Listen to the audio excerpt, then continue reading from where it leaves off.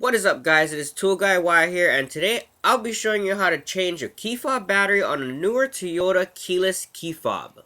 To start things off, release the key out of the key fob. To do this, push the button on the left side of the key fob and pull the key out. Next, grab the only tool you'll need to complete this job, which will be a pocket screwdriver. At the bottom, where the key came out, there will be a notch closest to the middle. Stick that pocket screwdriver in and pry it up slowly.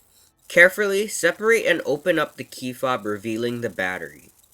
Using your pocket screwdriver, pry the old battery out, put that sucker to the side, and swap it out with a new one. In this video, I'm removing and replacing the battery with a Panasonic CR1632. Place the new battery in button side down with the words facing you. Next, take the back cover and reinstall it. Be aware that the notch aligns with the push button key release. Once both covers are aligned, snap both of them back together. Reinstall the key inside the key fob. Lastly, turn your key fob over and test out the buttons to make sure they aren't stuck.